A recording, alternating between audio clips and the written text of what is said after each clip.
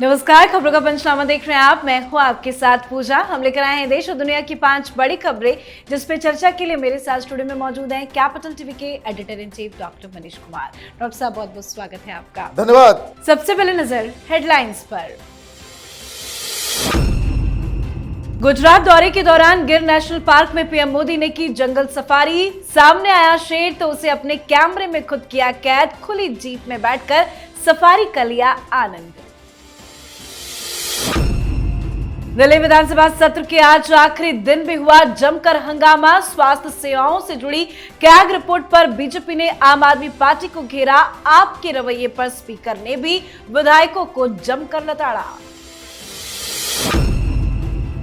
कर्नाटक कांग्रेस में बड़ा विद्रोह। डीके शिवकुमार को मुख्यमंत्री बनाने की मांग तेज। वीरप्पा मोइली बोले, शिवकुमार को मुख्यमंत्री बनने से कोई नहीं रोक सकता। महाराष्ट्र की राजनीति में भी हलचल तेज। संजय राउत ने किया बड़ा दावा। कहा, अमित शाह ने एकनाथ शिंदे को भाजपा में शामिल होने को कहा, तो वहीं शिंदे ने दावे को किया खारिज।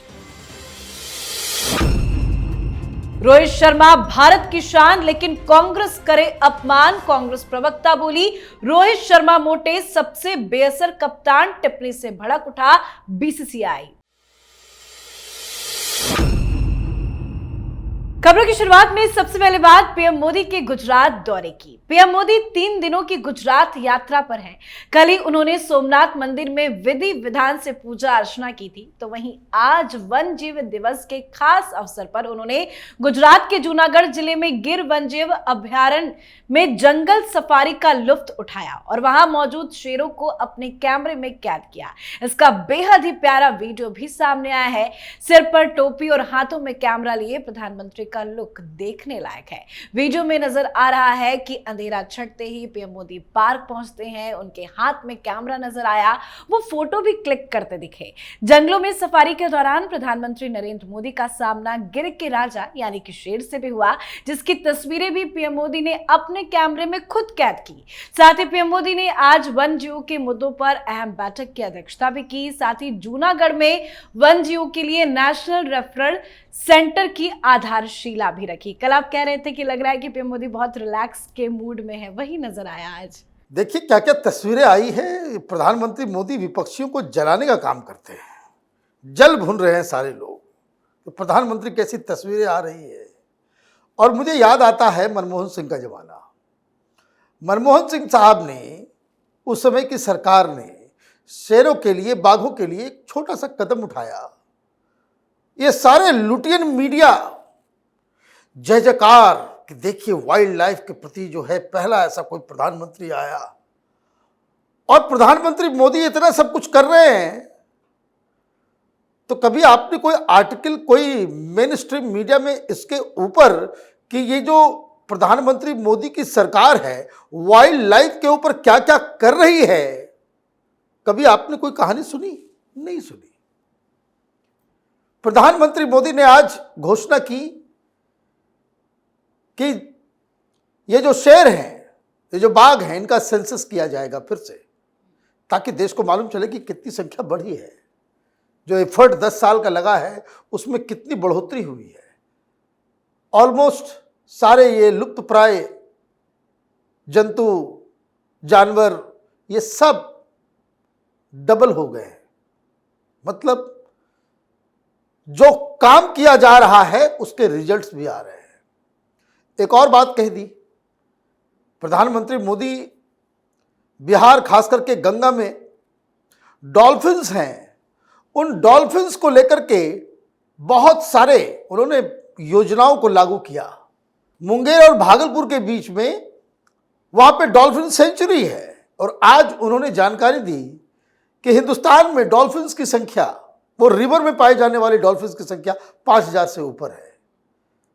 तो एक सरकार के रूप में, चाहे वो गरीब जनता हो, चाहे वो वन्य जीवन हो, प्रधानमंत्री मोदी लगातार कुछ न कुछ कर रहे हैं। लेकिन इस तरह की तस्वीरें जब आती है तो बाकी की जो विपक्षी पार्टियों का जो मीडिया सेल है, वहाँ से बहुत सारी निगेटिविटी उसको जलन की बू जिसको कहते हैं ना, वो शुरू हो जाती है। जी, अब बात दिल्ली की राजनीति की। दिल्ली विधानसभा सत्र का आज आखिरी दिन रहा। इसी के साथ बजट सत्र की भी घोषणा कर दी गई है। दिल्ली विधानसभा का बजट सत्र 24 से 26 मार्च के बीच होगा। सीएम रेखा गुप्ता ने बजट के लिए दिल्ली के लोगों से सुझाव भी मांगा है। तो वहीं आज सदन में जमकर हंगामा भी हुआ। सीएजी रिपोर्ट पर चर्चा की शुरुआत करते स्वास्थ्य मंत्री डॉक्टर पंकज सिंह ने कहा कि आपने स्वास्थ्य डिपार्टमेंट को जमकर लूटा है, 100 दिन में बड़ा बदलाव होगा। कैग रिपोर्ट पर चर्चा के दौरान आपके विधायक जमकर चिल्लाते भी रहे। कई आप विधायक और बीजेपी के विधायकों के बीच में तीखी नोकझोंक भी हुई। जमकर हंगामा हुआ है। तनाव बढ़ने पर विधानसभा अध्यक्ष विजेंद्र गुप्ता ने मार्शलों को आम आदमी पार्टी के विधायक अनिल झा को असंसदीय भाषा का इस्तेमाल करने के आरोप में सदन से बाहर निकालने का आदेश दे दिया। साथ ही कई आपके विधायकों को आज स्पीकर ने जमकर फटकार भी लगाई है। आज आखिरी दिन था, आज भी हंगामा। देखिए, ये लोग हंगामा करने के लिए ही जाते हैं। रोज कुछ न कुछ सीएजी की रिपोर्ट से इनके काले कारनामों का उजागर होता है, चोरी पकड़ी जाती है, घोटाला सामने आता है। तो ये क्या करेंगे भाई? ऐसा तो नहीं है कि भाई सरकारी पक्ष को वो तमाम आरोपों को लगाने दें, लेकिन इस दौरान ये लोग करते क्या है, ये नहीं कह रहे कि सीएजी में जो बातें लिखी गई है वो गलत है, हमने ये किया, हमने वो किया। वो इस पूरी प्रक्रिया को ही डिस्टर्ब करने की कोशिश करते हैं कि ताकि बातें जनता तक नहीं पहुंच सके। केजरीवाल को सामने आना चाहिए। ये जो सीएजी की रिपोर्ट्स है, ये केजरीवाल जिस समय मुख्यमंत्री थे उनके गवर्नेंस के ऊपर सीएजी रिपोर्ट्स पर रिपोर्ट्स दे रहा है। आपके पास ये रिपोर्ट्स थी, आपकी चोरी पकड़ी गई है। डिफेंस में आपको कुछ तो बोलना पड़ेगा, आप कुछ बोल नहीं रहे, विधानसभा के अंदर हंगामा करवा रहे हो, तो डांट तो लगी रही है। आतिशी भी डांट खाई, संजीव झा को बाहर फेंका गया। तो ये आगे, ये मुझे लगता है कि ये स्ट्रेटजी का हिस्सा है आम आदमी पार्टी का, कि जो संसदीय प्रक्रिया है उसको डिस्टर्ब करना ही इनकी अब मेन रणनीति बन गई है। जी, तो दिल्ली में आम आदमी पार्टी का बुरा हाल है, तो कर्नाटक में कांग्रेस में जबरदस्त कला है। कर्नाटक में अब डीके शिव कुमार को मुख्यमंत्री बनाने की मांग तेजी से आगे बढ़ रही है। कांग्रेस के 2 वरिष्ठ नेताओं ने डीके शिव कुमार को मुख्यमंत्री बनाने के समर्थन किया है। विधायक बसवराजू वी शिवगंगा ने दावा किया कि डीके शिव कुमार दिसंबर तक मुख्यमंत्री बन जाएंगे। उन्होंने तो मीडिया से बातचीत में यहां तक कह दिया कि मैं खून से भी लिखकर दे सकता हूं कि शिव कुमार दिसंबर तक मुख्यमंत्री बन जाएंगे। साथ ही कांग्रेस के वरिष्ठ नेता वीरप्पा मोइली ने कहा कि कर्नाटक के उप मुख्यमंत्री डीके शिव कुमार को राज्य का मुख्यमंत्री बनने से कोई नहीं रोक सकता, क्योंकि ये एक सुलझा हुआ मामला है। क्या सिद्धरामैया के इस्तीफे का वक्त आ गया है? देखिए, अगर तो उनको इस्तीफा देना पड़ेगा या फिर कांग्रेस की सरकार ही वहां पे खत्म हो जाएगी। और ये मैं इसलिए कह रहा हूं कि अभी कुछ दिन पहले आपने देखा, शिवरात्रि के दिन अमित शाह के साथ नजर आए DK Shivakumar. DK Shivakumar deserve करते हैं, क्योंकि कांग्रेस पार्टी को कर्नाटक के अंदर में चुनाव जिताने का पूरा दारोमदार, सारी क्रेडिट उनको ही जाती है। उन्होंने ही पैसा लगाया, उन्होंने ही मेहनत की, वो अध्यक्ष रहते हुए पार्टी संगठन को खड़ा किया, लोगों को जोड़ा। लेकिन जब चुनाव जीत गए तो मुख्यमंत्री बनाना था डीके शिव कुमार को, तो आपने सिद्धरामैया को बना दिया। अब सिद्धरामैया के साथ आपकी क्या अंडरस्टैंडिंग है गांधी परिवार की, वो तो पता नहीं, लेकिन आपने लगातार सिद्धरामैया का परिवार, कई सारे घोटाले में नाम आ गया, डायरेक्ट नाम आया, जमीन घोटाले में, आपने फिर भी नहीं हटाया। करार ये था कि 2.5 साल सिद्धरामैया रहेंगे और 2.5 साल डीके शिव कुमार रहेंगे। तो 2.5 साल पूरा हो रहा है, तो आपको तो जो करार किया गया था उसके मुताबिक बनाना ही पड़ेगा। और अगर आपने ऐसा नहीं किया और अगर नहीं बनाया तो यकीन मानिए कि ये पार्टी भी टूटेगी और वहाँ डीके शिव कुमार के नेतृत्व में सरकार बन जाएगी, क्योंकि बाकी के लोग डीके शिव कुमार को समर्थन देने के लिए चले जाएंगे। और इसलिए डीके शिव कुमार लगातार मैसेजिंग का काम कर रहे हैं, कुंभ में डुबकी लगा रहे हैं, महाशिवरात्रि में सदगुरु के पास चले जाते हैं, वो अपने आप को हिंदू बताते हैं। तो खेल तो होना ही है कैपिटल टीवी पिछले 6 महीने से इस स्टोरी के साथ आगे बढ़ रहा है कि कर्नाटक में कांग्रेस पार्टी की स्थिति ठीक नहीं है। बिल्कुल। अब बात करते हैं महाराष्ट्र की राजनीति की। इन दिनों महाराष्ट्र की राजनीतिक फिजा में भी एक अलग ही बयार बह रही है। लोगों को पता ही नहीं चल पा रहा कि कौन किसके साथ है, कौन किसका साथ छोड़ने वाला है। बयानबाजी भी जबरदस्त हो रही है। सियासी हलचल के बीच में संजय राउत का एक बड़ा बयान सामने आया। संजय राउत ने एकनाथ शिंदे की शिवसेना को लेकर बड़ा दावा किया है कि शिंदे की शिवसेना बीजेपी में मिल जाएगी। राउत ने शिंदे की पुणे में अमित शाह से हुई मुलाकात में क्या कुछ बातचीत हुई है, इसका ब्यौरा भी सामना में लिख दिया है। राउत का दावा है कि शिंदे खुश नहीं है, वो फडणवीस की शिकायत अमित शाह से कर रहे हैं। हालांकि इन सारे दावों को शिंदे ने खारिज भी कर दिया है। क्या चल रहा है महाराष्ट्र में? महाराष्ट्र में मोटर माउथ का मुंह चल रहा है। जितना जुगाली कर सकता है ये संजय राउत और उद्धव ठाकरे को हानि पहुंचा सकता है, वो उतना रोज होता है। उद्धव ठाकरे जी को कोई जाकर के समझाए कि इसके मुंह को बंद कराइए। आपका 90% नुकसान इस व्यक्ति के बयानों से, इसके भाषण से और इसकी मानसिकता से हुई है। भाई अभी 4 दिन पहले आप देवेंद्र फडणवीस की आरती उतार रहे थे। ऐसा क्या हो गया कि अचानक से आपको अमित शाह नजर आने लग गए और ये आने लग गया? भाई मीटिंग में तो दोनों आदमी अकेले बातचीत कर रहे थे। आपको किसने बता दिया? वहां आपने कोई डिवाइस छुपा रखा था कि क्या क्या बातचीत हुई? ये बेकार की बातें हैं। कोई मीटिंग ही नहीं हुई। हकीकत क्या है? कोई सीक्रेट मीटिंग ही नहीं हुई। और दूसरी चीज कि भाई कोई क्यों कहेगा कि भाई आप इसमें विलय कर लो? भाई आपको विलय करने का मन कर रहा है। दिक्कत क्या है कि ये उद्धव ठाकरे, शिवसेना, इसके अंदर सारे नेताओं को ये लगता है कि उद्धव ठाकरे खुश हो जाए जब हम शिंदे को गालियां दें। शिंदे को नीचे दिखाने से उद्धव ठाकरे की नजरों में मैं बड़ा अच्छा बन जाऊंगा। ये उद्धव ठाकरे की शिवसेना के अंदर की मानसिकता हो गई है। तो आए दिन ये लोग शिंदे साहब के पीछे पड़े रहते हैं। कोई कह रहा है कि भाई पीए नहीं रख सकते, उसकी जांच हो रही है। हाँ हो रही है, होगी, क्यों नहीं होगी? क्यों नहीं होगी? होना भी चाहिए। ये प्रधानमंत्री मोदी ने ये ट्रेडिशन स्टार्ट किया 2014 में। जब वो बने प्रधानमंत्री तो कई सारे मंत्रियों का केंद्र में वो पीएस की लिस्ट आ गई।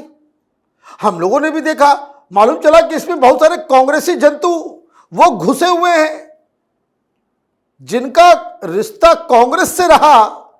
कांग्रेस के अंदर जिसकी पैठ बनी हुई है उन लोगों को कहीं और। भाई पहले तो यहां पे दलाली का पूरा रैकेट चलता था ना दिल्ली के अंदर में, अब खत्म हो गया। पहले चलता था तो वो कहीं से कहीं पुटअप करके। तो आप ये देखिए कि बड़े बड़े नेता, मैं नाम नहीं लूंगा, बड़े बड़े नेताओं ने कि पीए के लिए जो नाम रिकमेंड किया, पीएमओ की तरफ से कह दिया कि नहीं ये लोग नहीं, क्योंकि इनके ऊपर सवालिया निशान है।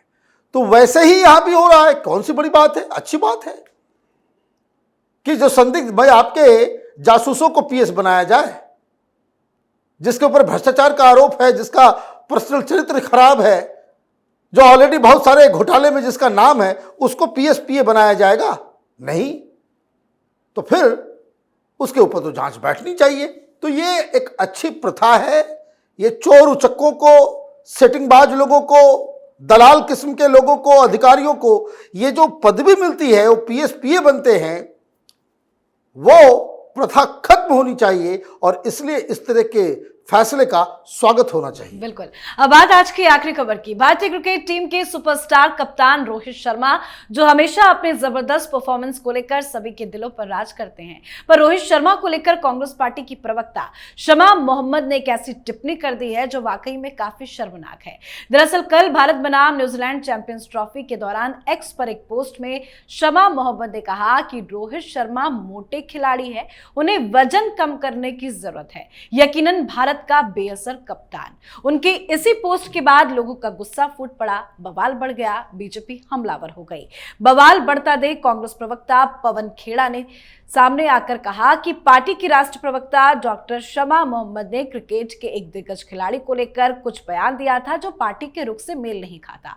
उनके सोशल मीडिया प्लेटफॉर्म से उस ट्वीट को डिलीट करने को कहा गया है और भविष्य में सतर्क रहने की सलाह दी गई है। ऐसे में शमा मोहम्मद ने अपना ट्वीट तो डिलीट कर दिया, लेकिन बवाल अभी भी जारी है। इस मामले पर बीसीसीआई भड़क उठा है। बीसीसीआई ने प्रतिक्रिया देते हुए कहा कि रोहित शर्मा फिट है और अच्छा प्रदर्शन कर रहे हैं। लोग अपने निजी फायदे के लिए अपमानजनक बयानबाजी करना बंद करें। ये कैसी मानसिकता है कांग्रेस पार्टी की? लोग कह रहे हैं कि अब कांग्रेस पार्टी राहुल गांधी की परफॉर्मेंस बताए। वो कहावत है ना, कहाँ राजा भोज कहाँ गंगू तेली।